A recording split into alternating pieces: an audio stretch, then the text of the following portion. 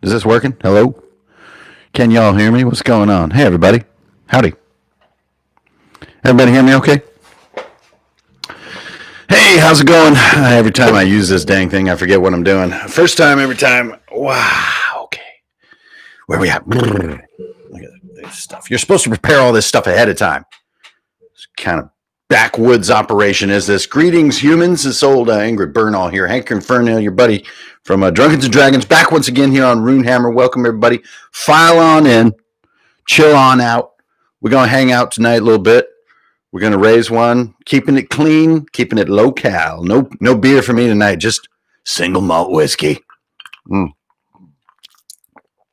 King Cube. You got to go with the King Cube. Makes all the difference in the world. Hello, everybody. Welcome back to the channel. Sorry. Am I loud? Hey, how's that? Okay, much better. Turn your gain down. What's up, y'all? Oh, hey, everybody.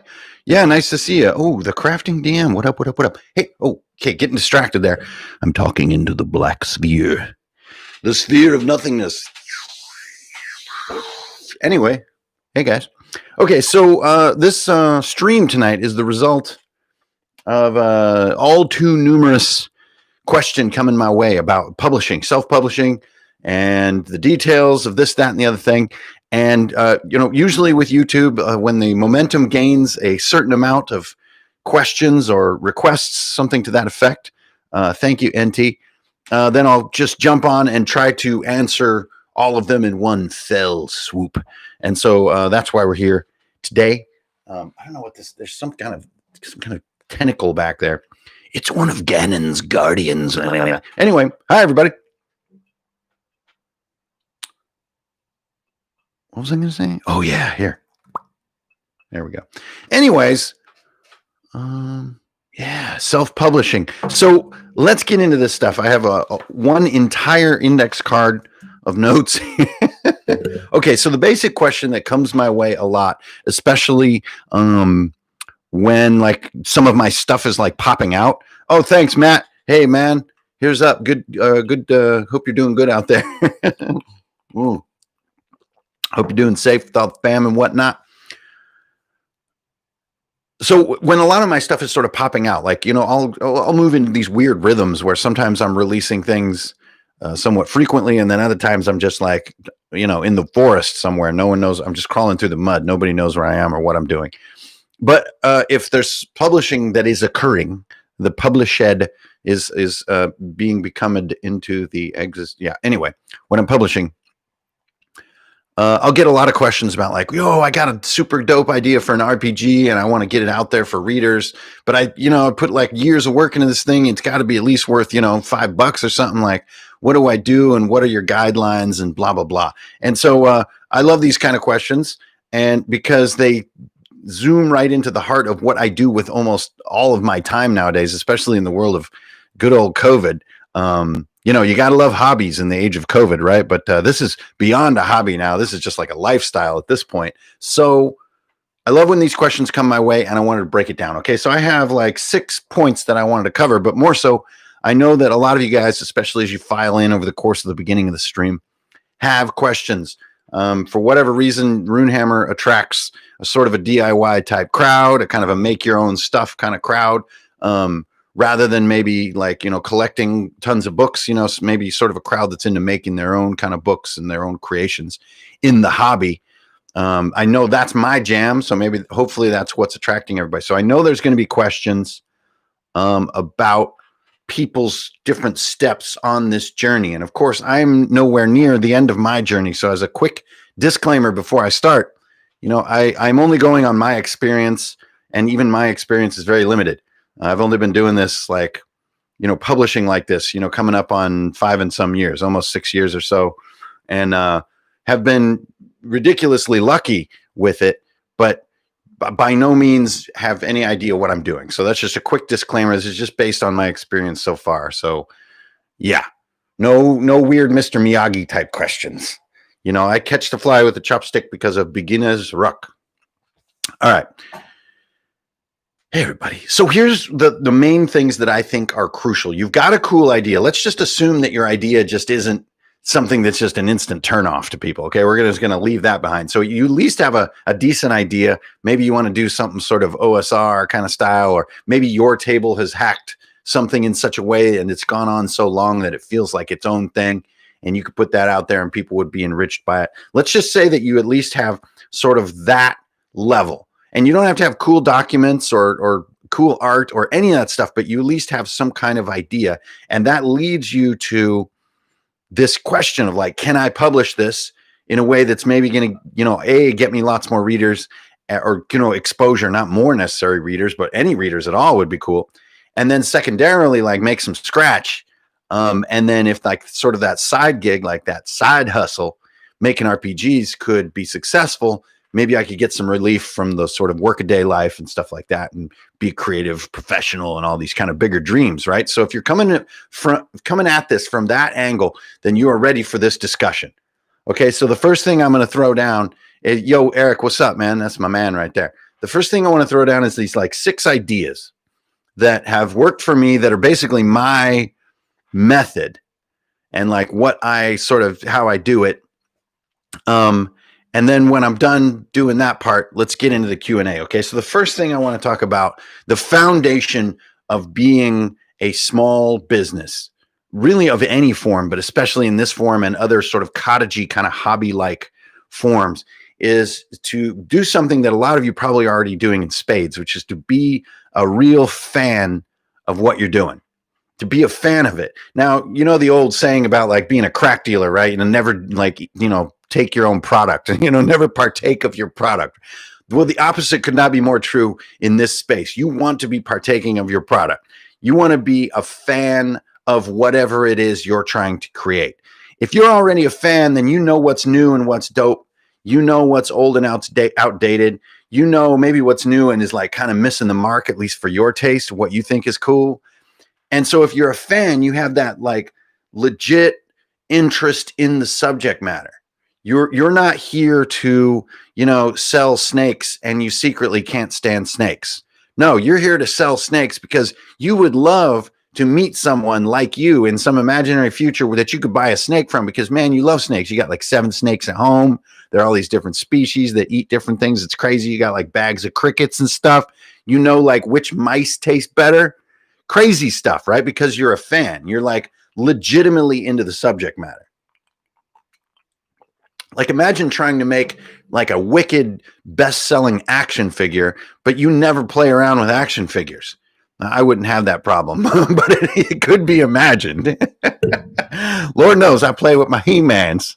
I play with my He-Mans like every day, and if I come in and, the girlfriend has been in the workshop playing with the He-Mans, and like one is like proposing to the other one, or they're like lounging on a little, like sculpey couch that she's made, like watching a little cardboard TV. I don't like that. That's not the way I play with my He-Mans. I play with my He-Mans my way. But anyways, as a huge and ongoing fan of He-Man action figures, I feel like I would have something to say about like what makes a good He-Man. Like, that's why the Origin series is so dope, but I digress. Anyway, be a fan of your subject matter. And when it comes to RPG stuff, like, get specific, get nerdy, go full nerd on whatever it is you're into, whichever style. If you're into like old Star Wars or dice pools or like weird specific things, you think there's one too many actions in the economy and Pathfinder, and like, attacks of opportunity are ruining the game, and all you have to do is remove that and you'd have a slicker game, and like, ooh, hey, that's an idea. I can make that tight. I could augment it with some gear lists to kind of augment this sort of chain. Said augment twice. That's because it's augmented augments. Anyway, when you're a fan, you know what's going to work because you care as a consumer. And so that's my first tip. If you want to succeed at this kind of oddball stuff, and not even succeed like monetarily, but succeed in getting yourself to your audience, like reaching people, like leave aside the money part for right now, but just to succeed in shipping it, as they say, be a fan, lean in. And it doesn't necessarily have to be, like you're a collector. It's just, in your heart that you're into this stuff and you want to participate in the community at large.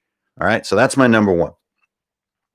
Number 2 is something I want to take from Angus King, who is an amazing leader and sort of man's man, gentleman's gentleman from the great state of Maine, who has a lot of cool, sort of very common sensey, straight shooter kind of, witticisms that he uses that I like. And one of them is this sort of phrase of mutual goodwill. So once you're a fan of a thing, you got an idea and you want to get into publishing and creating, mutual goodwill to me is the foundation upon which everything is built. Now, those are two big, like really general words, right? It's kind of like, dude, seriously, mutual goodwill. I mean, that's like saying great greatness. What I mean by mutual goodwill is the relationship between those who you hope and expect to consume or experience whatever you're creating and yourself has to be two directional, thumbs up, high fives, and smiles. And this isn't because it's fake. You don't want to fake your happy interaction with these people.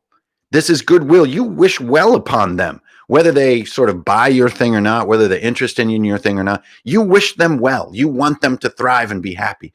And in return, those people tend to want you to thrive and be happy. And you can't rush any of this stuff. It's just like growing peas. It just takes time. And you got to set up those weird sticks and stuff. And you're not going to get a bunch of peas the first year. But the second year, you're going to have some more peas. And you're going to get good at it. Before you know it, boom, split pea soup, bro. You know what I mean? So that split pea soup is the result of slowly growing that mutual goodwill. And it's got to go both ways. You can always smell a rat when you feel like a creator is just trying to sell you something, but is secretly thinking like, these people, I wish they'd just buy my stuff and just get out of my face, like, ugh, that's not very pleasant. That's like an old kind of mindset of like selling you toxic products you don't want, like, Twinkies are delicious and stuff, but we need Twinkies in our life. So like the person selling you a Twinkie, if they don't look like they've been eating like mad Twinkies, it's a scam. You know what I'm saying? You probably don't want that Twinkie. And Twinkies are delicious, so that makes things complicated.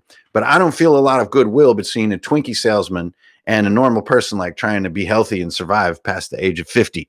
So, so don't be a Twinkie salesman. Like, be good to the people that you hope to be sort of part of. And in return, they'll be cool to you. And it doesn't have to be fake. It doesn't have to be complicated. It doesn't have to be overly smiley, freaking clown dance. But that mutual goodwill needs to be real inside your heart. Very inside your heart. And that's just like, hey, you guys are kind of cool. Like, what are you guys into? Oh, man, we're making split pea soup. And I'll be like, oh, I love split pea soup. Yo, you guys are cool. Can I hang out? And they're like, yeah. And then like, hey, I want to make some split pea soup. And they'll be like, cool, dude. We got like 14 recipes. I'll be like, oh, no, what? Yes. So then I'm at home cooking. You see what I mean? This is just actual camaraderie. And I think that's the foundation of making a super tiny business. So you get that in the bag. You got a pretty good idea, right? You're a fan of your own material and your own like sort of fan, community that you're involved with and overall, hobby that you're into. You're a fan. You got mutual goodwill. It's building over time, just like one person at a time, like grassroots hella, right? What's the next one? All right. So now you're thinking, whoa, I'm kind of in this. There's some momentum here. And then we go to yeah, that's right. Never trust a skinny Twinkie salesman. Seriously. Mutual goodwill. All right. Next one is tools. Now, I've talked about tools a lot here on the channel and specifically like what I use. This isn't about that. This is more about like knowing the tools. Now, it takes years upon years to learn any one tool set, much less multiples.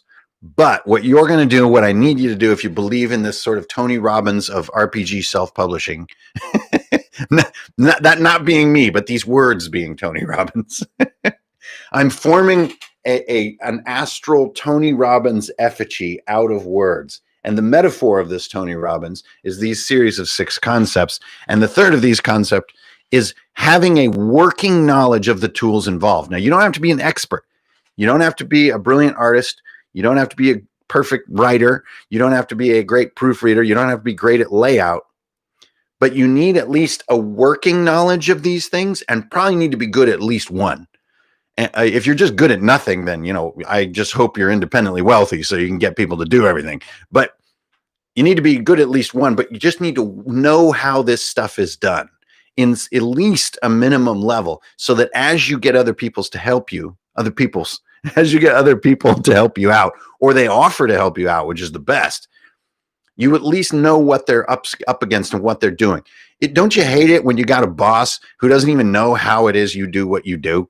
Like, it's frustrating. Now, you don't expect them to know, every tool in the chest or like exactly how to move every vertex in a 3D model, but you want them to at least know how you're digging these ditches. It involves picks and shovels and a lot of sweat. And as long as they know that and they appreciate that, the working relationship is far, far improved. And so if you want to be this self-publisher, remember, we're not talking about joining a big team here. You're bootstrapping your creative effort. You need a working knowledge of writing, art, layout, and publishing. And the fourth one is kind of where we're going to get a little specific at the end of this. All right, be a fan, mutual goodwill, working knowledge of tools. And the next one I've talked about in the podcast, but I don't ever think I've talked about on YouTube. So it's time. It's time to talk about on YouTube. That is the creative confidant. This is one human being that you trust in the world. Oh, that's funky. Actually, it's not funky. It's mossy. Anyway, the creative confidant is one person that you can bounce your ideas off at any stage, and you feel comfortable that you're not going to get smacked around, or like they're going to call out all your spelling errors or tell you like this part's whack and kill your buzz because you're jamming on some new stuff. Your confidant is somebody you've probably known for a long time, and someone who you trust their intellect and their opinion, and they trust that it's going to be raw and it's going to be real, but it's also going to be productive. It's going to be positive, and it's going to fan your flames, as Will Smith would say, right?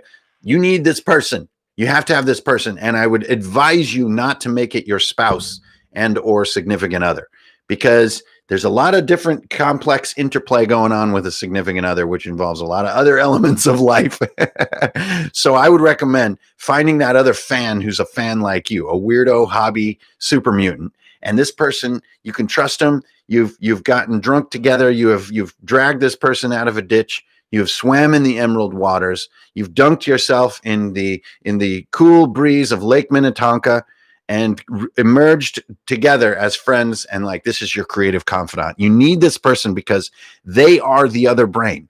Two heads are always better than one. You need somebody to bounce your stuff off at crucial moments or all the time, depending on their patience. But you got to have this person.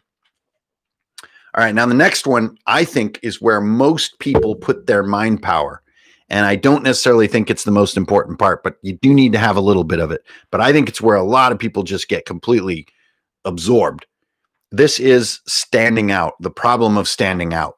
How do you stand out? Man, since Critical Role started and started sweeping the world, and then COVID got on top to where everybody just was like, playing D&D is just like eating food at this point when you're living the COVID life. When that happened, the proliferation of self-publishing in RPGs and stuff like vastly increased. Now, for serendipity reasons or just really dumb luck, I mean, the sun shines on a squirrel's butt every once in a while. I was really, kind of had a lot of momentum before this big rush happened. And so, in some ways got in that door before there are a lot of, newcomers behind me that are amazing too. But that wave has been big. And so standing out in that wave is going to be a challenge. Now, for a lot of creators, I know that this is a massive stumbling block of fear and of hesitation and imposter syndrome and all this kind of negative thinking about my stuff is just another OSR clone. It's just more elves and dwarves running around in tunnels, and it's just not going to stand out. It's not going to be unique enough. Scrap project. Standing out is something you're going to need to do at least a little bit of, but it doesn't have to be your obsession. All of us who collect and enjoy RPGs know that something being different from its predecessors or its successors is not necessarily the sign of an amazing thing. Sometimes things are just right in the groove. They're a lot like the last thing, and they're kind of like the things that came after it. But, they did it with some love and some attention that was just like, ding, yeah, I liked that one. Be that person. You're going to need to stand out a little bit, but I don't think it needs to be in your novelty. I think it needs to be in your quality. Now, novelty definitely will get you a long way. And I would argue every once in a while you get a little bit of a combination. I think Burning Wheel is one of these combinations. It's very novel, but the quality level is very high. I think Mouse Guard both Luke Crane games, very novel, but executed with impeccable quality. Then I think you have some, this pendulum swings quite a bit. You have something like Morkborg or Mjorkborg, which has a ton of novelty, but I think as a practical system that's going to stick and last, like I think the quality of the visual experience is really fun, but sort of in the depth of the RPG, I think maybe I'm not so sure. But the novelty is so great. It's a huge hit, and hell yeah, it should be. And then you'll get maybe something like Symbaroum, similar. Novelty, originality, quality are amazing. Then the RPG system, it's a roll under system and you feel a little counterintuitive about it, but the quality is so good. The novelty is so good. It stands out. And so if you have this sort of quality element on your side, I think that novelty needs to be there, but you don't need to bank the whole farm on novelty. I think a lot of people get a little distracted with what's so different about my RPG. Well, it's crazy because you don't use dice. And I'm like, and then I run away and hide in the bushes. So I really like sort of some of these fringe projects, especially I think Symbaroum is just damn genius. Morkborg is a little wild for me, but I could just see why it's such a hit. It's just got its own identity and it just soaks in its own craziness in a cool way. And they found their sort of place in the quality novelty sort of cosmos and just went with it. And I invite you to do the same if you're going to self-publish. Yeah, man, my RPG's nuts because it uses an Uno deck that you write on with a Sharpie, and then you actually tape the Uno cards to the forehead when you roll a 2-hit roll. And so it's just like, whoa, easy. You don't need quite so much novelty. What you need is quality. Okay, so that's what I say for standing out. Standing out is important, but quality is more important than novelty. All right, finally, the sixth idea here is to ship the shit. Ship it, yo. Ship your shit. Yo. You see that shit? That's the shit. Ship that shit. You know what I'm saying? So ship it means you're going to have flaws. It's going to take forever. You're going to have things that aren't in there that you wanted in there, and you have too many things in there that you wanted to cut, but you've already submitted the book to the publisher like 40 times, and you're freaking pulling your hair out. So you know what? That little page, that spelling error back there, that's going in the product, damn it, because I'm shipping this thing. Life is short. Yo, I'm commuting to work every day in a car. You know how dangerous that shit is? I need to ship this game in case I don't make it through tomorrow. You know what I'm saying? So it's the shit. You ship that shit because that shit. All right. That's an easy one. The idea of done is better than perfect has been talked about a lot in the last 10 years. It's a brilliant idea that can drive creative people in all kinds of fun new ways. And I just say, ship it, ship it, ship it, ship it, ship it. It's not finished. It's released. It's never finished. None of this shit is finished. Thank you, Eric. Eric is a great example of self-publishing scrappiness. And ship it, a big part of ship it, with both me and Eric know all about, is that sometimes you're going to have slam dunks and other times you're going to have duds. And it's okay. It's okay.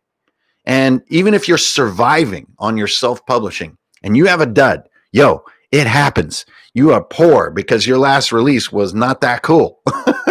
Or at least didn't resonate with a lot of people. Maybe it was like the coolest thing you ever made, but didn't resonate. You're poor, bro. Like, it's going to be hard to pay rent and stuff. Like, no joke. This is like straight talk. So you can't just have duds all the time. It's going to be frustrating. You're going to get negative endorphins going. Wait a minute. I don't think there's such a thing as negative endorphins. It's going to be like cortisol or some fucked up shit. I got to remember to cuss in these live streams so I can keep my not for kids tag. Anyway, shipping it is embracing your flaws. It's going with it. And some of your releases are just not going to hit. And other ones are because you are practicing shipping things. You're not practicing creating the opus. Your first thing you publish is not going to be the freaking sun and stars. You need to practice publishing. So those are my 6 points. Okay, so now let's kind of get down here. Ty Guerin, you're kind of hitting. So those are my 6 big concepts. Be a fan. Embrace mutual goodwill with your peoples. Know, at least in a working way, your tools. Get yourself a creative confidant, someone you trust. Stand out, but not quality trumps novelty. Ooh, I think we need to strike that word from the English language. So quality is more important than novelty. And then finally, get practice with shipping it. Ship things that are not the best ever, but you got them done.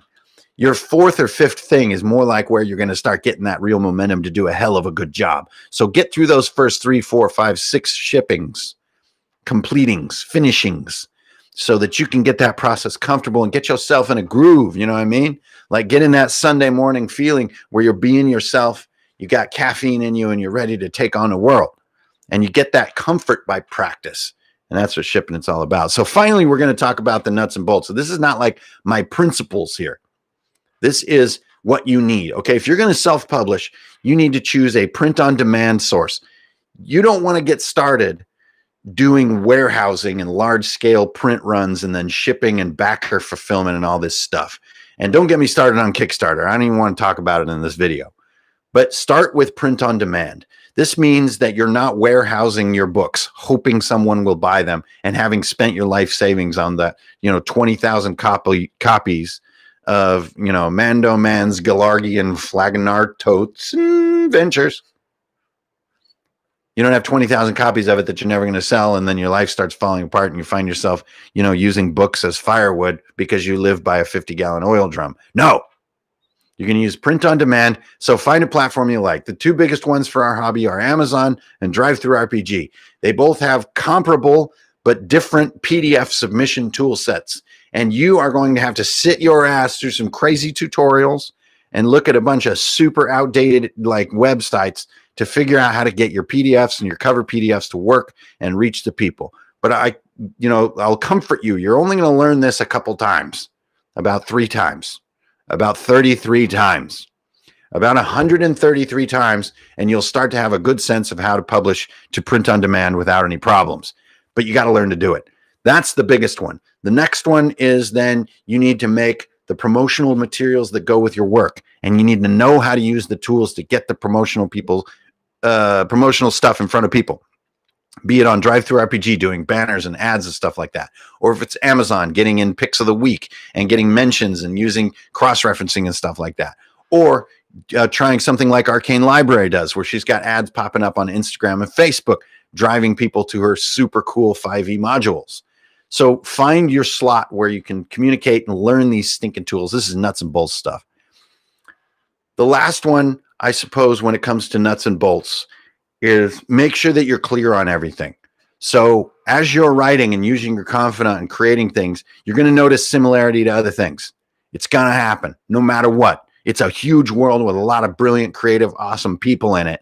And no matter how out there your idea, you could be like in Australia starting like an Australian outback bagpipe restoration club, and freaking 25 people would show up, and they'd have like these pristine, historically accurate bagpipes. They'd be ballers, and you'd be like, man, I thought that I was the only person into this. You have the proper Fetzer valve on there. That's amazing. This is like an actual sheep's stomach bag. This is great. And everybody's like, let's have some beers. Hooray. I'm telling you, it's crazy. There's always going to be people who are into what you're into in numbers, and you want to give them respect by making sure you're not ripping anything in a way that is detrimental to others. Now, a lot of people have a lot of questions about intellectual property and litigation and will to litigate and cease and desists and using trademarked names and all this kind of stuff. All you can do is work through it chip by chip. It's just like a lot of this other stuff. You don't get a magic solution to everything. If you feel like something feels like you're like ripping it, you probably are. Like that smell test is what they call it. If you smell fish, you're probably doing something fishy, right? It's that simple. So then follow up. Directly contact the people who own the thing that you feel like you might be, getting a little bit gray area with. But I would actually venture, you probably don't even need to call them up. You probably know in your stomach when you're doing something wrong against another IP and when it's still totally your creative work, but it's inspired by. And then put them in your credits. Be cool about it. Mutual goodwill comes back again. You're like a fan of these people that you kind of have this like weird wolf animal that has 2 tentacles for tails that also tends to sort of vibrate and teleport. If you get my meaning, like you like this thing, but you call it like a shadow panther. And then in the credits of your book, you say, I was inspired by displacer beasts, which are the unique intellectual property of, Wizards of the Coast, D&D, etc. You give credit where credit is due, but you also sort of, it's okay to be inspired by people and have similarity in your work, but never copy and paste people's work and never use artifacts. So if I'm making, a thing that's similar to a movie, I can't use photos from that movie in my thing. That's just like that. Talk about not passing the smell test and so on. Those are the nuts and bolts. That's it. The rest is just a matter of writing it down, using the tools that are comfortable with you, like Google Docs, InDesign, Affinity Publisher, Photoshop, Adobe Illustrator, Premiere to do videos and stuff. Normal tools. And all those Adobe tools have, lower cost variations and stuff like that. But that's not even worth talking about because you're probably already into that. This is about publishing, not creating. And so those are the fundamentals that I see in front of me. Yeah. Hey, Ray, how you doing? Have a good one over there. What? Okay. So that's it. That's really all I have to say as far as my speech. It's a 30-minute lecture. So let's open this stuff up. Yeah. Robert Nemeth. There's actually a lot of people who have great cut and paste text bits about OGL and the SRD and what those rules are. Now that does presuppose that you're dealing with like doing some 5e type stuff. And if you want to do that, you get into a slightly more gray area. But again, SRD. So for those of you who know, here's a shameless self-plug. Bing! There is, for those of you who know about 5e hardcore mode, it's the only thing I've ever made using the SRD. This is it right here, and it's finally available in a hardback book. And it's very slim, cool little book that's very easy to carry around and use at the table. And it also includes the Castle of Mirrors adventure, all in the same book right here. This is the system that I played most of 2020. And just I reached a point where I was like, man, I want a cool little miniature hardback that'd be really cool and portable. So this is mine. The entire contents of this book are available for free at various forums on the internet. And that's not piracy because of the SRD. The SRD lets me sell the artifact of the thing I created, but its contents are part of the sort of the zeitgeist of the SRD. So there's research to do on this stuff, but you're up to it. Do the research. Oh, and yeah, you can get the hardback and the PDF of 5e hardcore mode on DriveThruRPG. Yeah, just go to DriveThruRPG and search Runehammer. You find all my goodies. There's a shameless plug. Hey. So yeah, we've talked about the RPG Underground. We talk about like drawing technique. We talked about layout and all this kind of stuff. And now this is maybe in some ways the final video of this sort of RPG Underground idea, which is the publishing process. And more so, to me, the principles that are going to get you to a successful outcome. That to me is more interesting than the nuts and bolts, because I think anybody can learn the nuts and bolts if they have enough patience and interest and enthusiasm. You can learn the nuts and bolts. You can get a book out there. But I think implicit in these questions that I get is, how do I become a successful RPG self-publisher? I think nobody's really asking me, how do I fail at self-publishing? I don't think that's really happening. There's a subtext here of how to succeed. And I think these 6 principles are more important than the nuts and bolts. Turbo Plasma Chicken.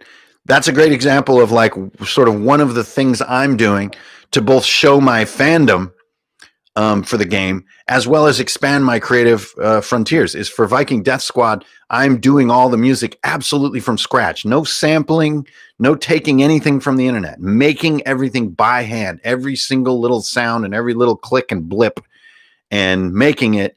And these tools may look fancy and lit up, but really compared to other things, they're really quite cheap. Like the Cintiq that I have, or even anybody's laptop, or even an iPad costs more than this stuff. And so I really believe in making audio and making music with hardware, not software. I don't want to look at my computer when I'm in an audio mindset.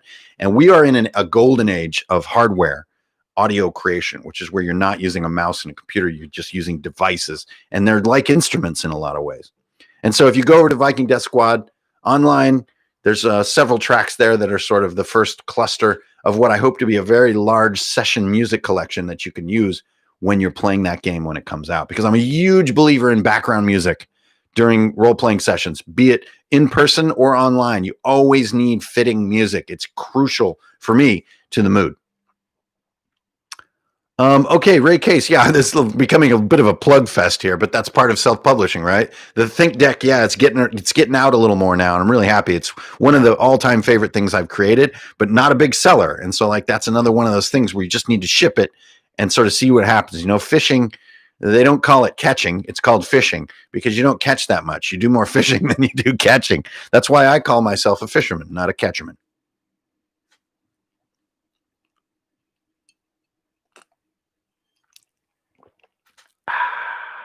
Oh, sound design is such a fun thing. Yeah. Here we go. Ty Guerin, can we volunteer to do samples? I'd absolutely love it. You can email any audio contributions that you can to hankerin.fernail@gmail.com. The only stipulation is that the audio samples you send me cannot have been published anywhere on the planet because the whole Viking Death Squad soundtrack will wind up on Spotify. And so I can't use any sampling of any kind. But if you want to send me some samples of you singing or of your great Nordic funeral chant or your cry to the wind and it's good quality audio, please send it to me and I'll see if I can do something with it. That would be super cool. That'd be really fun. If you're making a game and you really like someone else's specific mechanic and think it would work in your game, can you do it or do you need permission? You can't really copyright a mechanic. What you can copyright is the artifact that delivers that mechanic. So what you can't do is copy and paste the blocks of text that they use to explain their mechanic.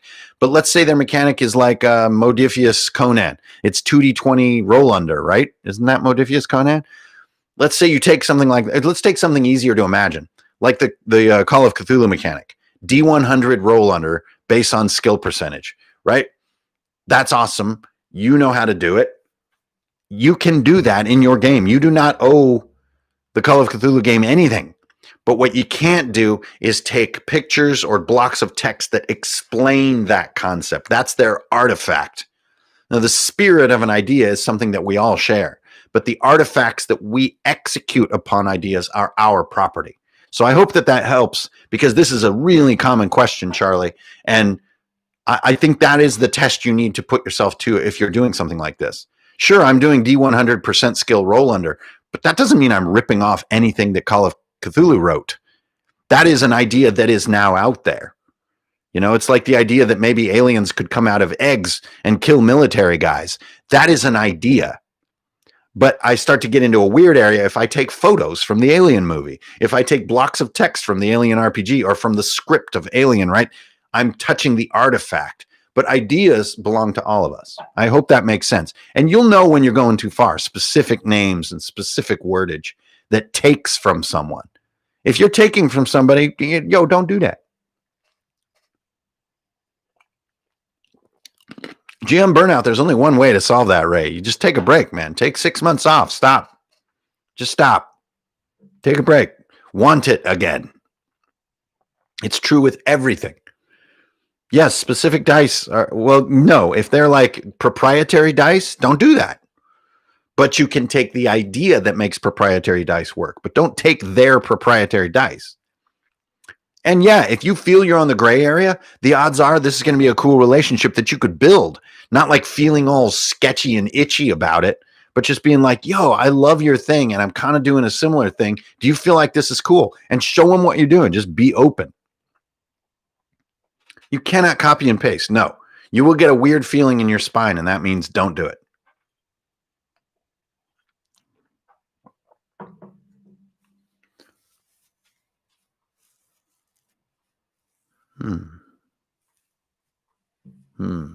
Oh, how much value to put on board game conventions and demoing prototypes? Almost none, Simon. Almost none. Conventions are bewildering, gigantic environments where, for me, at least as a person, it's far more fun to just interact with people on a social level. The last thing I want to do when I meet somebody or is pitch something that is so weird for me. I'm not that kind of salesman. That just feels so bizarre. But I do love to go to a con just to meet people and be enthusiastic about shit. Just be like, did you see that freaking Iron Man action figure? It's $470. The thing lit up. The helmet pops open. It totally looks like Tony Stark, and there's crazy. And they're like, yeah, let's have another beer.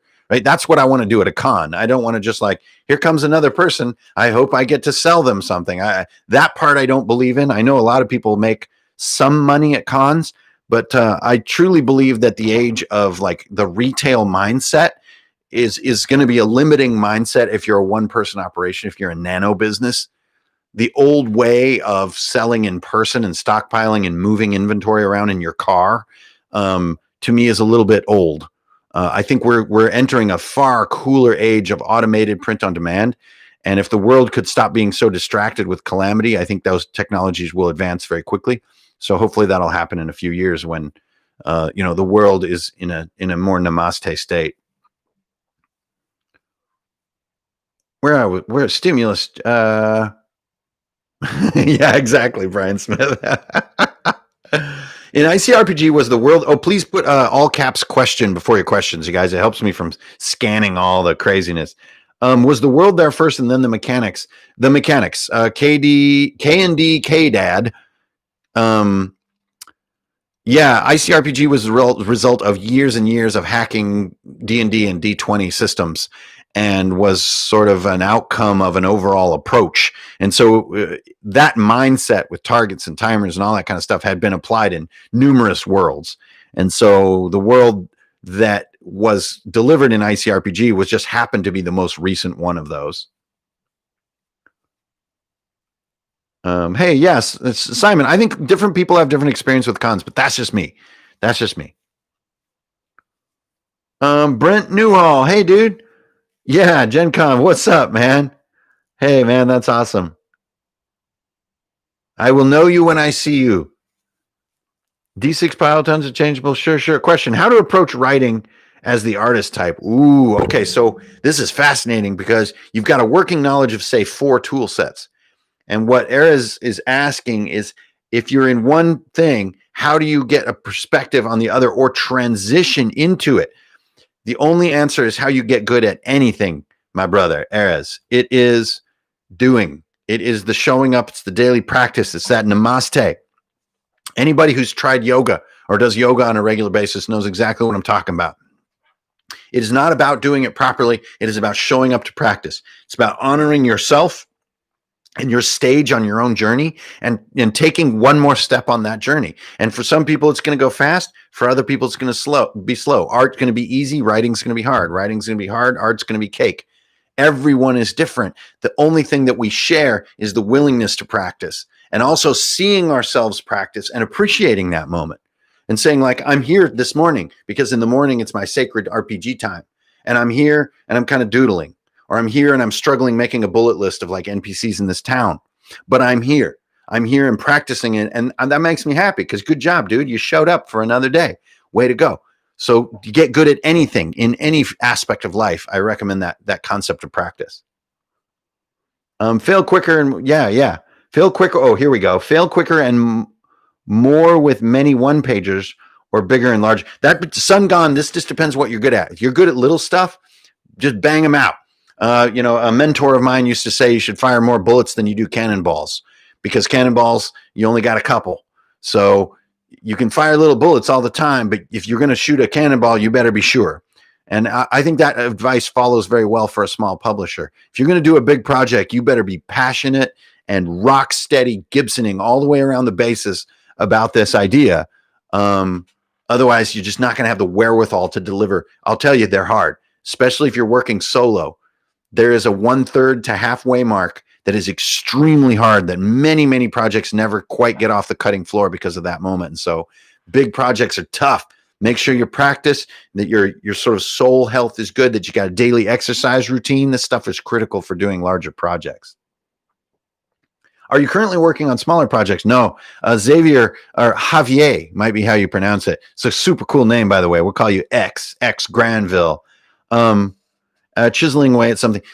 I got to tell you, Granville, the big stuff is not for beginners. It's tough. It's demoralizing in spots. Like, you think you reach the limit of your ability after that initial, explosion of enthusiasm. So be very careful, because you don't want to feel negative about your own work. So work small until you're starting to get more confidence. And this confidence is not going to come from you. It's going to come from people around you. And like, look to other people, love them in their own weirdness and their own details, and hear them out, even if you don't agree with them, and find common ground, because that's where we find energy. That's why COVID is so tough. We're not getting that energy from each other. So you got to work for that energy. And when you're feeling it, you can do bigger and bigger projects and hopefully kick ass at it. Renegade, hey man, been a while. Good to see you again. Was there a significant difference with publishing ICRPG and your other material like Legacy of Mud? A huge difference. Novels are very, very difficult to write for me. Now, I can imagine some novelists out there who would find it completely impossible to write an RPG. But just because of my life path, I've been writing RPGs longer than I've been a novelist. And so for me, doing fiction and novel work is extremely challenging. But if you just show up and keep practicing, good things happen. Whereas RPGs I've been doing since I was very young, and like I've always had a little bit of a knack and a full involvement in it, a full interest in the sort of mechanical and layout concepts of it.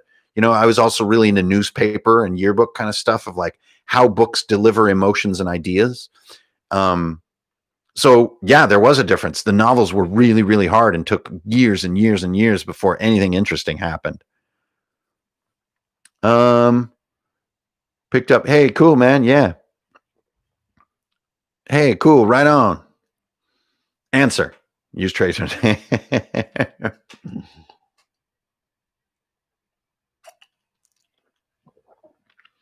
DM's Guild. That's Green DM with the question down there on the bottom.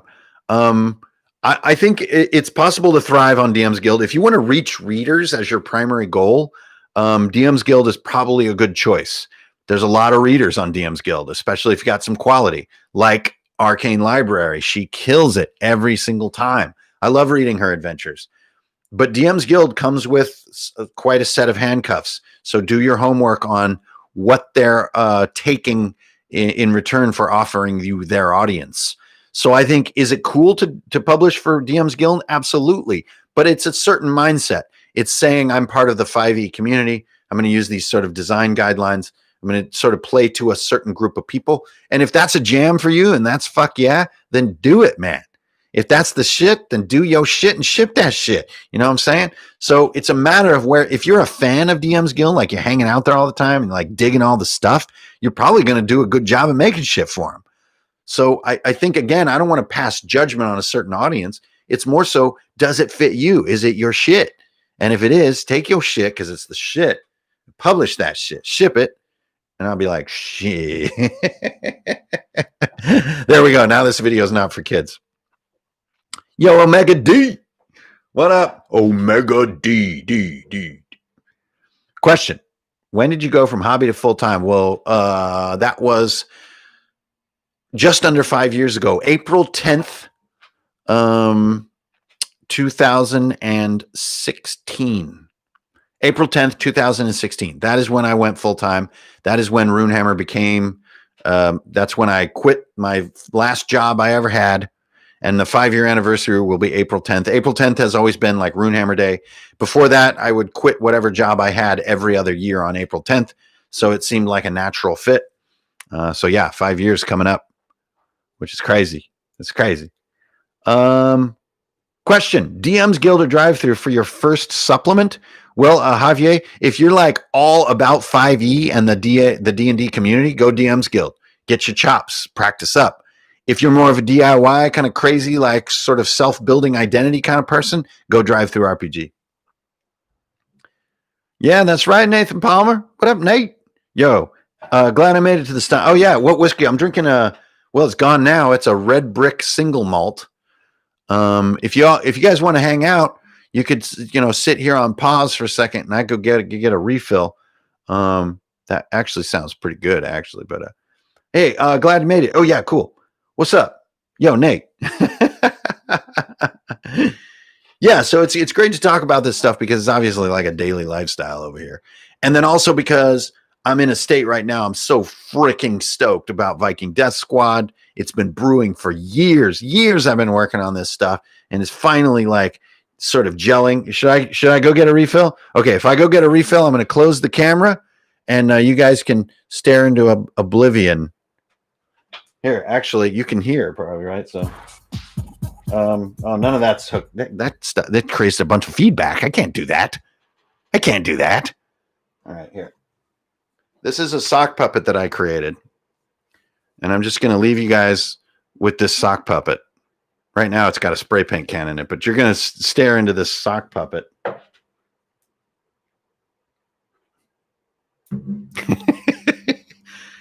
You have to stare at the sock puppet. I'll be right back.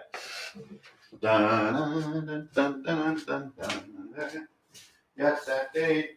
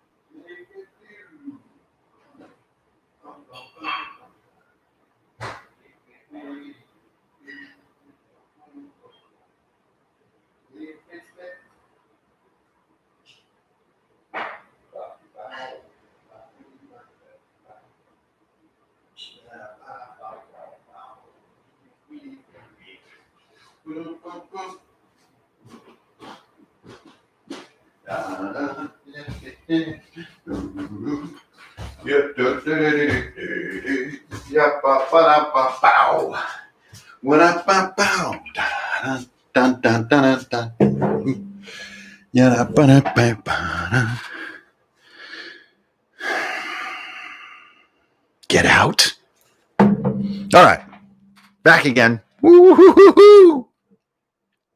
I must be allergic to whiskey because I'm going to sneeze. Took too long. You guys already formed a puppet cult? This is Rupert. Here. So one night we're sitting around because COVID, and the girlfriend says, make a sock puppet. Just out of nowhere. I'm like, okay. And then Rupert was born. I am Rupert.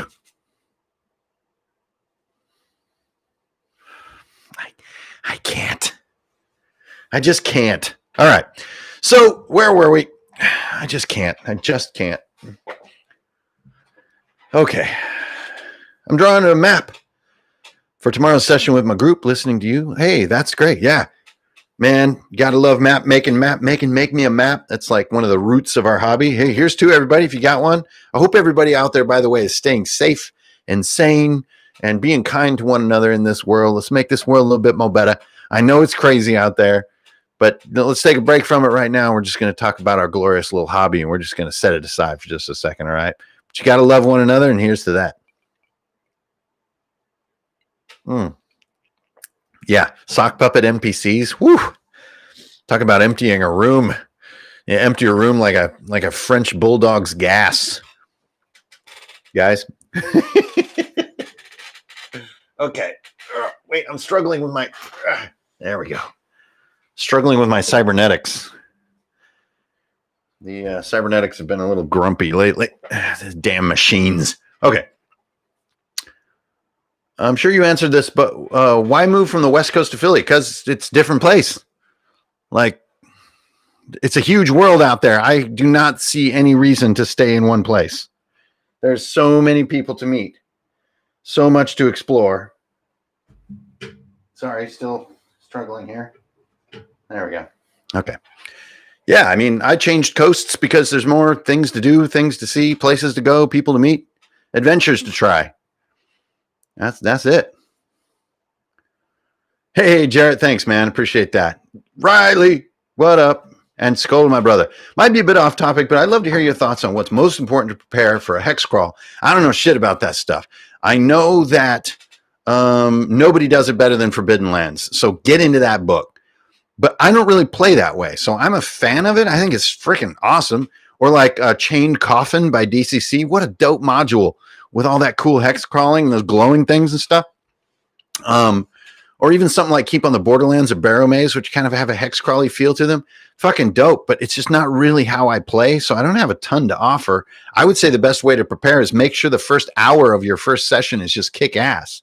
Focus small. Make one little piece cool so that this concept of a bigger world is going to stick. If your group isn't sticking and it's not fun, you know, what's the point? So like, you know, if you're going to make a clay pot, you at least got to get a ball first. So make that ball. Thoughts on pay what you want versus free? Pay what you want never made a lot of sense to me. Very strange. Free, I would do only if you just feel there's not a lot there. But I would do something for 99 cents long before I did free. Even if I was just experimenting. I don't know. If you're going to be in self-publishing, I think there's a tone to set, like your work is valuable, your time, your effort, your inspiration, it matters. So you'll know. I think it's like that smell test. You'll know. And if you don't know, ask your confidant or email someone you trust and ask them what's up. No, moving is the worst part, dude. I hate moving, but I like the planet and I like meeting people and like seeing new things. Gen Con 21 will not happen. I don't think that's going to happen. And if it did, it would not be something I'd be interested in. We can get together in far smaller, more grassrootsy ways and work our way up to that. Let's make sure everybody's healthy and like totally immune and like, we're like future society first before we do crazy crowd push-up drinking, which believe me, I can't wait to do. How aged do you want? As aged as it'll be good, Ty. Just keep me up to date on that mead, no matter what you do. Keep me up to date. Hot Springs Island is wonderful. To me, a bit more cryptic than the sources that I mentioned. But man, Hot Springs Island, it's right there on my shelf. It's an absolute must-have on your shelf. So cool because that book is in character. That book stays in character, and that is cool. Off topic. During the noveling stuff, do you discovery write or structure write? Oh, I discovery write all the way. I go sort of into an emotional state. I write as much as I possibly can without any editing, and then I review it. Here, I'll show you. Discovery writing is basically where you don't know what you're going to do next. This is a great tool for discovery writing. This is basically an old school, super simple word processor that really doesn't do anything besides word processing. It doesn't even really edit. You can barely scroll in this damn thing. But if you want to talk about flow of consciousness writing, great tool. And that's how I do all my writing. That's why Retune was so hard. Okay, let's keep going. Aside from trademark, what do we need to do? Or would you suggest we do when we make? Oh, just use the badge. Go on the forums. There's an easy thread about doing it. Jason Ark, what are your thoughts on diversifying audience when it comes to self-publishing? Social media is essential. You got to be social in some way. Diversifying, just be honest. Be you. There are people like you, and you will attract them if you're just honest and energetic and having fun. If you're down about it and you're kind of like, and you look like you're sick all the time or something, and you're just like, I can't remember the taste of bread. It doesn't matter what you're into. Be happy, be energetic, be into whatever you're into. There will be people out there. There will be Australian bagpipe people. Man. Jarrett Moore. Tips for survival-driven system or something in the style that you wish you'd seen. Survival-driven. Well, I like Torchbearer when it comes to survival-driven. I think they, maybe not in every way, but in a lot of flavor ways, just like nailed it. Barrel Maze is cool, but Torchbearer has some kind of open end to it that I really like. I love their size categories being hard limits. Super dope. But, survival stuff has a limit. Like, you can't just survive all the time. It starts to, like, wear on you. So you do need to get cool at some point. But tips that you wish you'd seen out there. No, I've seen a lot of offerings. I think survival is a really pretty common thing. First session of Mecha Hack. Right on, dude. That's cool. Mecha Hack's dope. Hey, right on, dude. Yeah, get it done. Or lady, or either or both. I'm not sure. is pretty vague username. How often do you scrap everything and start over? About 3 times a day. Constantly. Absolutely constantly. If you guys saw so there's just a couple hints on Viking Death Squad online of the pages in the book, but all this art in Viking Death Squad is no joke art. It's not using Photoshop.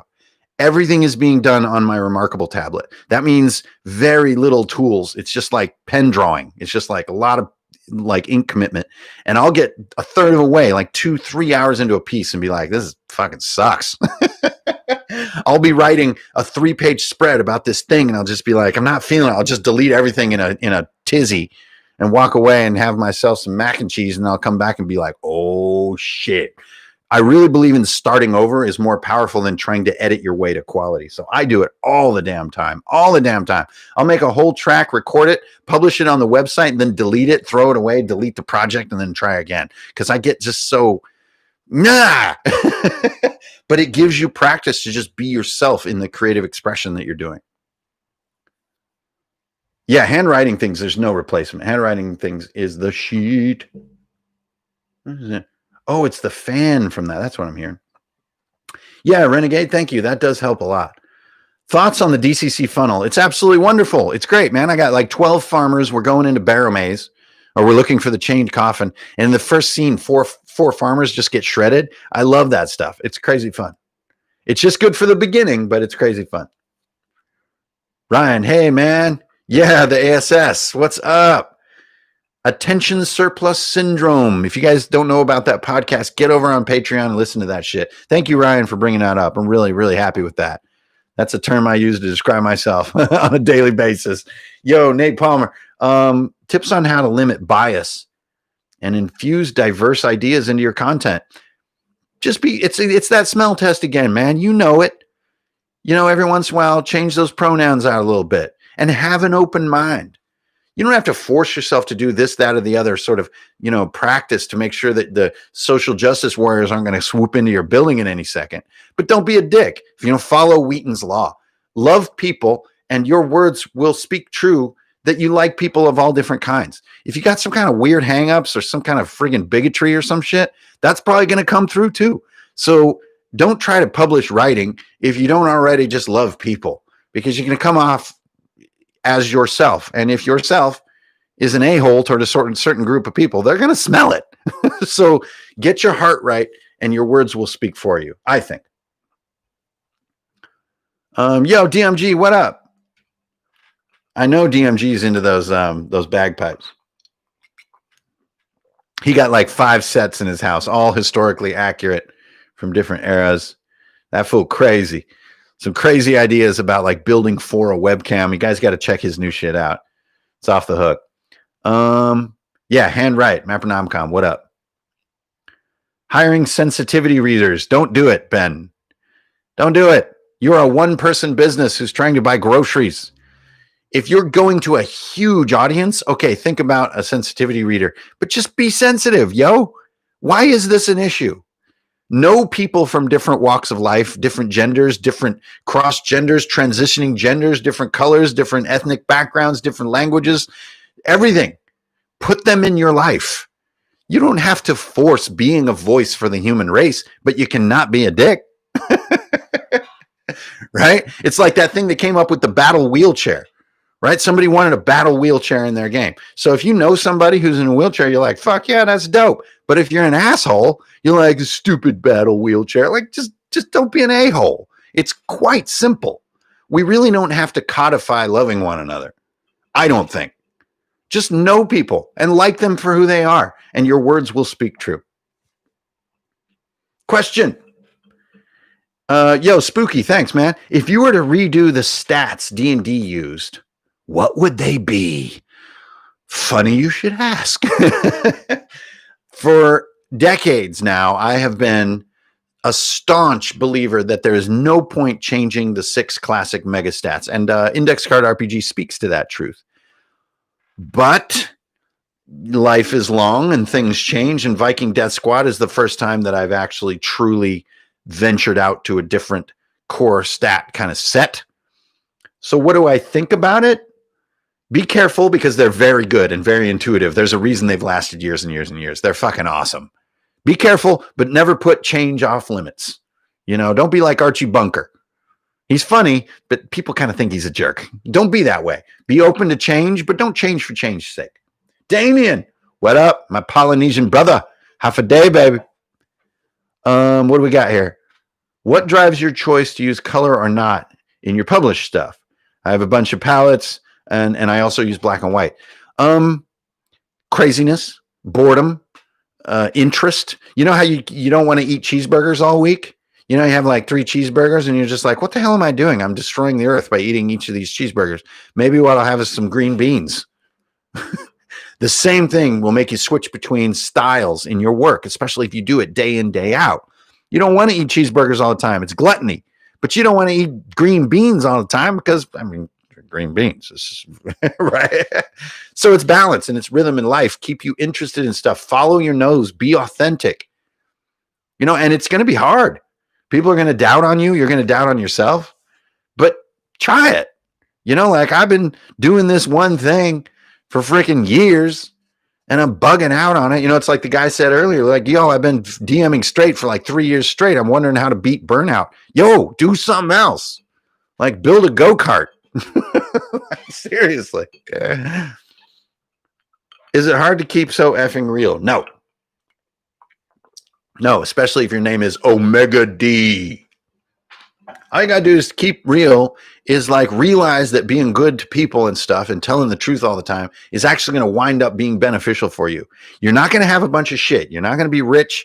You're not going to have like some kind of crazy stuff other people don't have because it's going to make you feel itchy. So that is the price you're going to have to pay if you want to be really honest and love people around you. If I go past a certain point with stuff, I like to try to get people food. That's like my thing. That makes me feel really freaking good to think that like hungry people are going to get food. Because I don't know if you guys noticed, the whole world needs food right now, more than other shit. And so it's a great thing to do. So one problem with, as you say, keeping it real is you're probably not going to, be in like the sort of, super wealthy, successful zone. I don't think, because you'll keep it at the grassroots zone. Now, every once in a while, we do have rare and awesome human beings which do both. And I'm not one of those, but those people do exist. And if you reach toward that cloud, maybe you can get up there. That's an amazing place, though, to be grassroots, but also huge. That's kind of wild. Yeah, Ben, that's called Wheaton's Law. Probably Will Wheaton's greatest contribution to human culture, to be honest. He's a smart guy who's been through a lot in life, has been very honest about his life, and I respect him a lot. But I really love the idea of Wheaton's Law. The moral law of being together as humans is don't be a dick. And you will know what that means for you. Don't do it. Just don't, it's so simple. And it really plays on a lot what of, like ethics philosophers were shunned for saying in previous centuries, which is like that morality is self-evident, but Wheaton's Law is implicitly self-evident.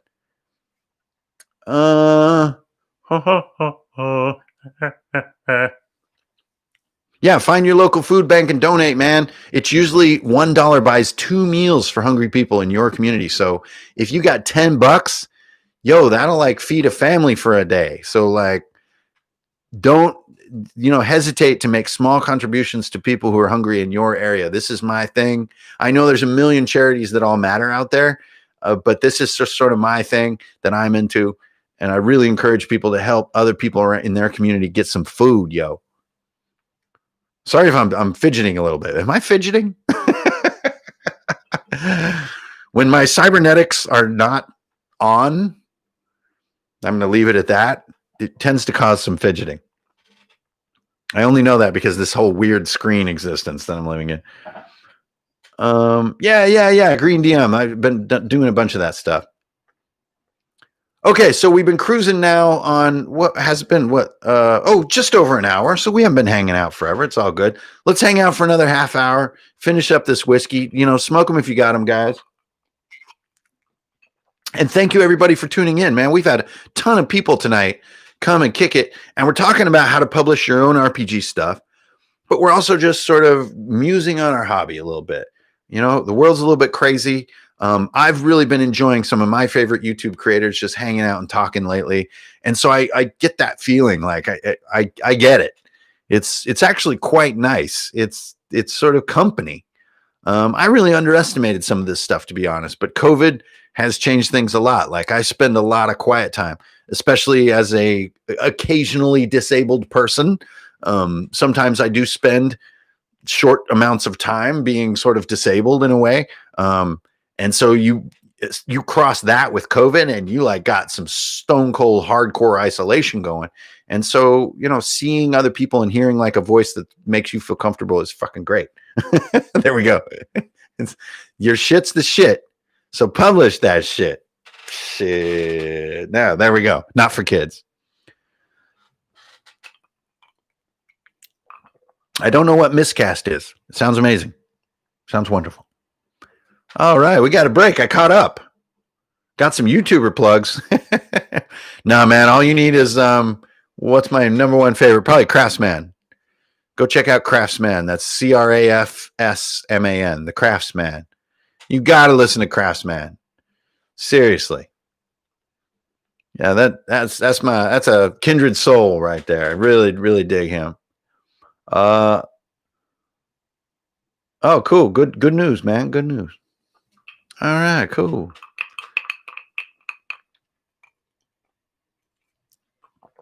Hey, there's one. It's old Mappernomicon coming through.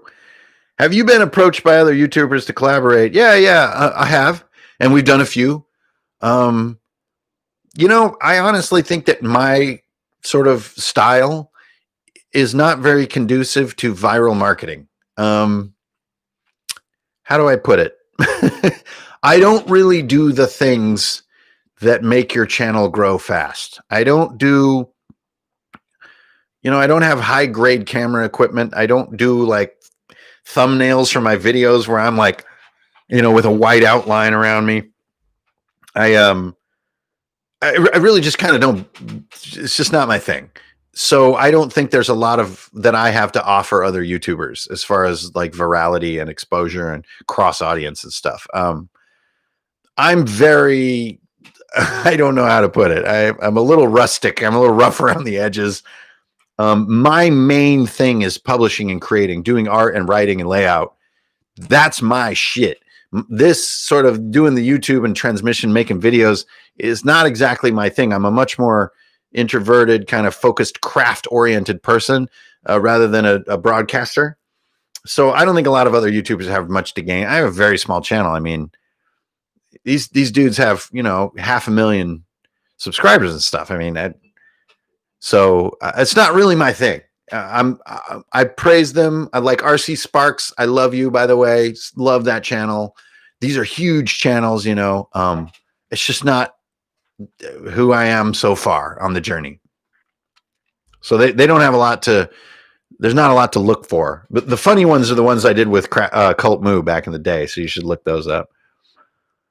Oh, shit. And there you just mentioned it. Yeah, exactly.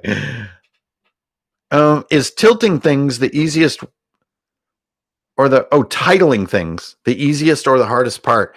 If titling your project is hard, it's a red flag right away. I gotta say, if there isn't a title jumping out at you, that's not a good sign. That's a bad start. It's like if you're going on a date and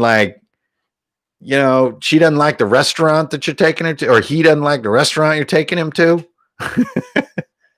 Yo, things are starting a little rough. You know what I mean? So the title should really come easy. And it may not be its final version, but you should have something that just like pops, because that's some stuff that you're doing and like a couple words describe it. So watch out for those difficult titles. That might mean that you're not quite sure where you're headed. Yo, Javier, I have 2 RPG modules I'm writing. Dope. Love me some modules. Which would you rather read? Man, Dungeon Magazine. Oh my God. Anyway, sorry. I have 2 RPG modules I'm writing. Which would you rather read? Genies meets Lovecraft or Fight All 5 Chromatic Dragons? I'd have to go the second one, because Genies meets Lovecraft sounds like something that an executive would say to me in an elevator ride, and I don't like pitches like that. You guys, it's like Yentl meets Godzilla. I'm not into that stuff. The second one, though, Fight All 5 Chromatic Dragons, that could be cool. We could have a wizard who's got like a young brass, but an ancient blue.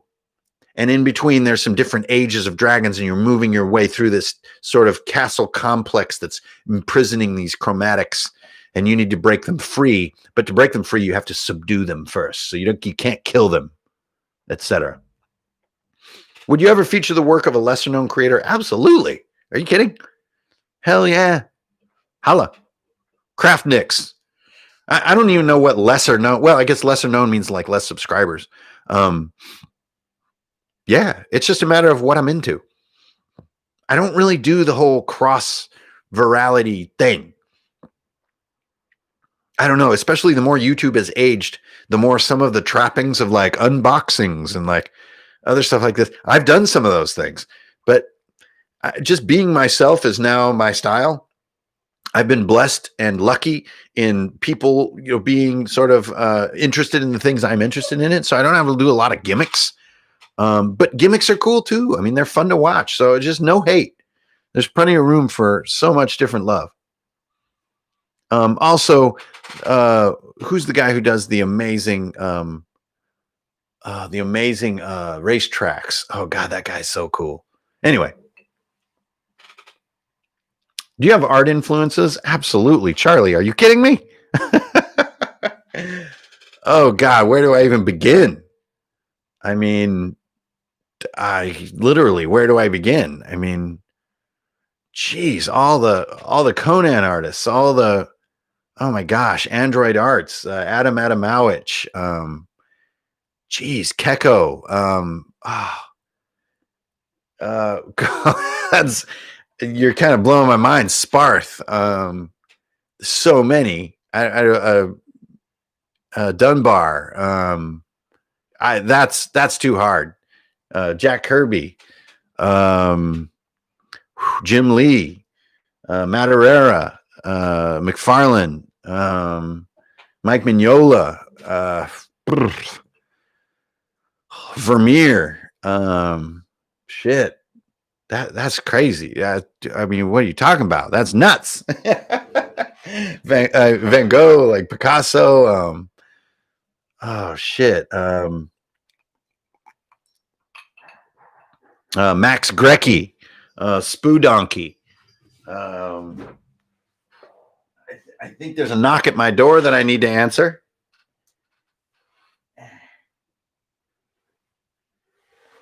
And I think that's going to wrap us up. Wait, what's some best practices for something? No, you guys, I'm going to have to come back. We're not going to wrap this up. I'll be right back. But I got to open the door. There's a knock at the door. So I'll be right back. Hold it.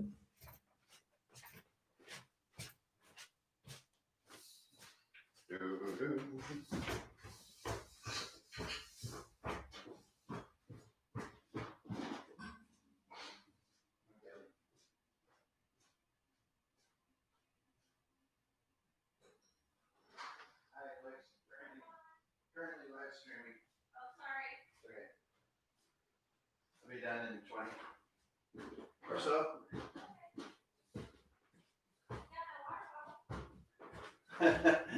Nice.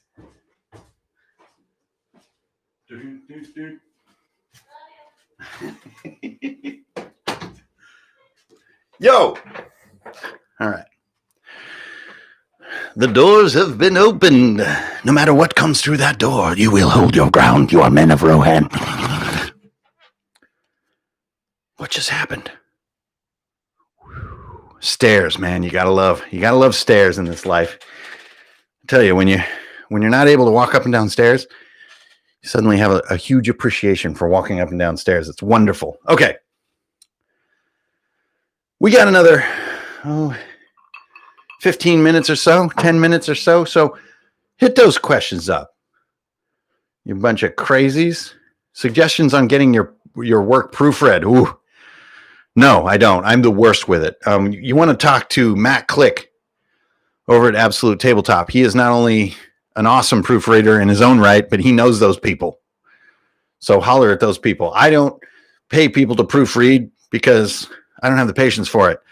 I don't mind the cost, and I totally appreciate the skill, but I can't. My enthusiasm has no time for it. So you're going to find typos in my work, and I'm okay with that.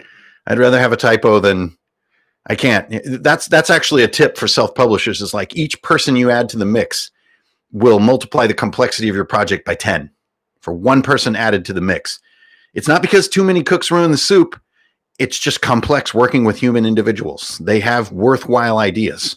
So just be ready for that. Do you stay in touch with my man Pilly? Yeah, me and Pilly are on parallel tracks. He's just like, his craft and video quality level is just like through the roof. And I see he just has a massive, I think he's got to be near 400,000 subs at this point. That's my boy, man. I've slept in his house. We're homies for life. Zafanya. I mean, we're just both in COVID mode, so we can't really hang out. Zafanya. Man, that's a cool name. Zafanya Siebler. What are best practices someone's starting to open up drawing and art commissions? Oh, how do you get your stuff out there? Have a bitchin' Instagram. Get started and be like throwing it up daily. Like, is your shit dope? And is there a bunch of it? Then find other people that are just psyched about what you're doing. Find them somehow. And not like open for commissions. I'm on Twitter. No, just be excited about doing art. Just do more art. Just do loads of it. When you see an artist you think is fly, just directly message them. Just email them or send them the DM or whatever and just be like, yo, your stuff is cool. Just be honest. Be yourself. Start making connections with parallel lives and just be part of it. You know, be excited about your own shit. One problem with artists is that they tend to be down on their stuff a lot. I'm not as good as Sparth or whatever. It doesn't matter. Be on your journey and be excited about where you are on your journey. If it's Stickmen or it's Sparth, it doesn't matter. Doing art is something that unifies us. And just be honest, be yourself, be authentic, and it will attract attention. My knees. Yeah, my knees. My knees. Zafanya Siebler. Sorry, I didn't notice you. Question. Thoughts on Morkborg. Already gave my thoughts on Morkborg. Amazing sort of visual and sort of experiential experience, or like emotional, fun, collectible experience, but not something I would play. Just seems a bit more gag driven than really listening to players. It seems to be yelling in its own voice. And I really believe players need to be the ones speaking. So, you know, but hey, it's awesome. And I bet a bunch of people are having fun with it. So it's all love. Dwarven Fighter all the way. Are you kidding? Versus Human Paladin? The fuck? The Human Paladin, get the fuck out. He's not even getting in the club. It's like people waiting in line. I see a Human Paladin. I'm like, just take a cab, go home. You're not getting in here. Riley Miller. Dwarven Paladin or Human Fighter? Ooh, that's tougher. That's tougher. Because Human Fighter, you're talking like Sturm. Dwarven Pally, you're talking like Magni. Ooh. I'd have to go Human Fighter. Human Fighter. Paladin's just such a deal breaker. Just not cool. How's your day? Oh, Jorge, what's up? Oh, my day's going great, man. I've been living swell. Feeling really fortunate. I'm safe. My little family's healthy. So we're in it. Yeah, Mapronomicon, PillyPal's dope. How do you edit your vids? Slowly and incompetently in Premiere. Editing video makes me go crazy. I do not enjoy it that much. Yeah, Savania, what's up? Yeah, then DM me on Instagram. Let's hook it up. Show me what you got. I'm a Human Paladin. Well, I, consider yourself targeted then, I suppose. And Ket. Awesome. Inspired by the Royal Order of Carlet in Conan. Javier again. How are your home and online games going? Well, I postponed one of them because I'm just got Roll20 burnout, screen burnout a little bit. I miss those homies, though. If you guys are out there or anything, I miss y'all big time. But I have one weekly going with my old stalwart group, the Council of Magi. Right now we're playing an ICRPG hack of Symbaroum with the incomparable Kelsey Dion as our dungeon master, 5 players, and totally awesome. Having fun. Hell yeah. You got to play weekly. I mean, you got to do the hobby, yo. Like, you got to find something to play. Thoughts on Cyberpunk Red? I do not like that book. I'm amazed at why it keeps on selling. It's outdated and to me has really colors and layout that are difficult to look at and painful to the eyes. The cyberpunk sort of trend because of video games and stuff is exciting. But, not to be, down on those creators or anything, but I don't really feel that book. Also the style over substance point to me is a deal breaker. I believe cyberpunk should have a lot of substance, that it's not this kind of mohawk kind of fuck yeah kind of thing. I think there's a lot of poignancy to be had in cyberpunk. So it's just not my jam. Make up a monster off the dome. What is that? Well, I guess it'd be like we could call it then we could call it the curve crawler. So curve crawlers are these like giant lizards that walk around on the sides of mountains rather than the tops. They're vertical surface travelers. They're called dome crawlers. It's kind of like a fucking tarsier, like a bush baby, and you can look that up. Tarsiers are crazy, man. You don't want to fuck with tarsiers. They're vertical arborealists. Do not fuck with a bush baby. And I'm not making words up. Check it out. Anthropology, yo. All right, word. Yo, any DM advice for when a single player constantly derails the session? Yeah, screw that person. Either get them out of your group or just quit your group and get that person out of your life. You don't need that. What happened to Wheaton's Law? Yo, and it's not going to be easy, by the way. I don't mean to be flippant. It's probably going to be complex. But if people in your life aren't fanning the flames of what you're doing to have fun, get them out. Life's too short. What do we got? The Council of Magi. Are you guys playing spellcasters? No, just 2 spellcasters in a group of 5. 3 crazies. What does a noob who has an idea for a game system need to do about self-publishing? Afar, that has been the subject of the last hour and a half, so you're going to have to rewind. Tarsiers. Guy Bob knows what's up. I'm telling you, do not fuck with these things. Do not fuck with a thing that like eats dragonflies. That's fucked up. Not a kid's stream. F-bombs. Astonishing Swordman, Hyperborea. Pretty cool. I love the ring bind.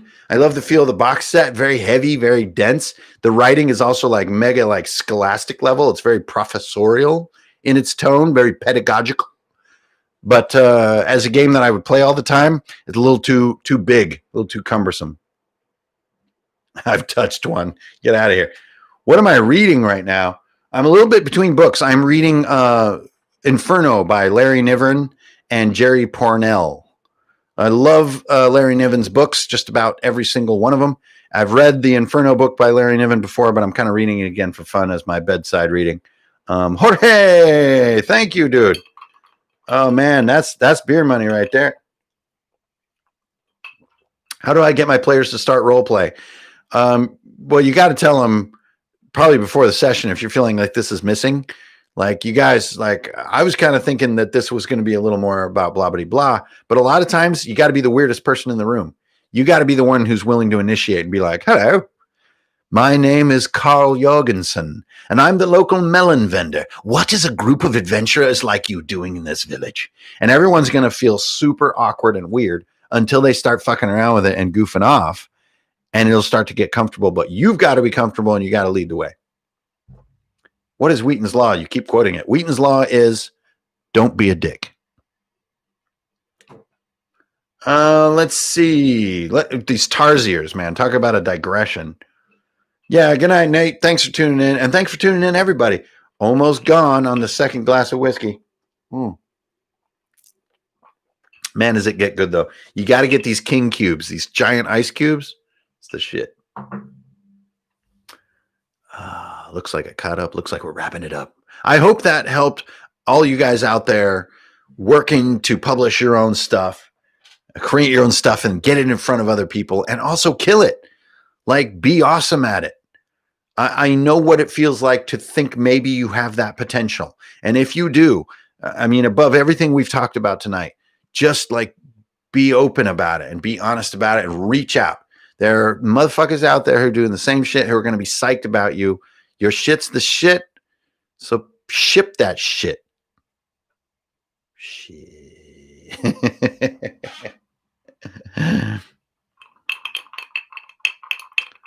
Yeah, TW.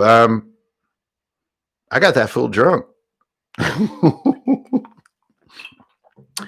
TW, you can ask him about the story when he came to Philly.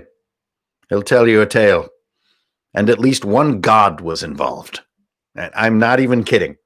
I'm not even joking. I want to leave that story to him. I will tell that story someday. It was an insane and momentous day when Professor DM came to Philly to hang out with me.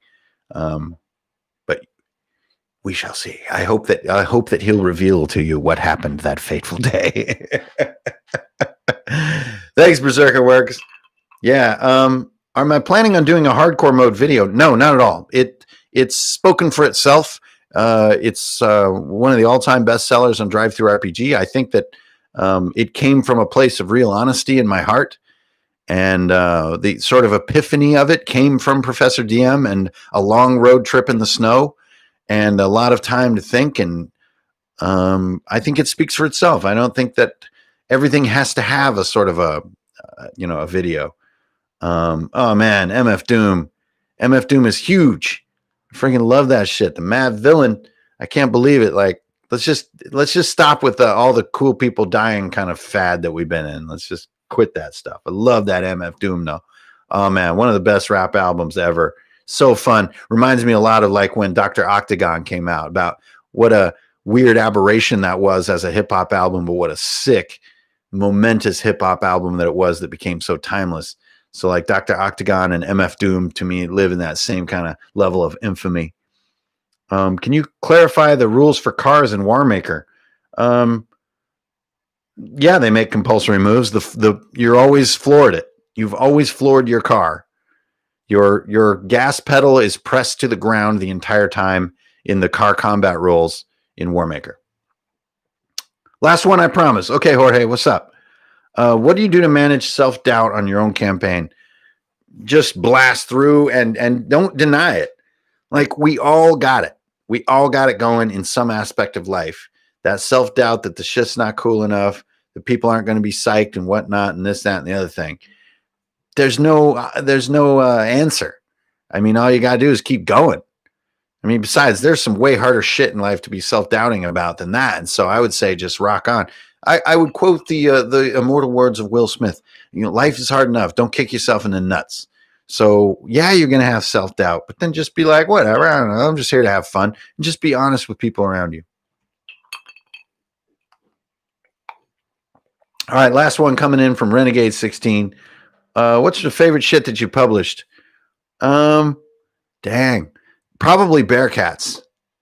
One of the least successful things that I've put out there. It's not available in hard copy, so I'm sure that's a limitation. It's also just weird, has no system. But as far as creativity and art and like slam dunking what I wanted it to be, big fan of it. Like, do the cars have to choose between spending? Yes. Brandon Carpenter. It is a triggers down, foot to the floor. Like, a game of car combat in Warmaker should last like 4 turns. I mean, it should just be like insanity. It's almost like jousting in a way.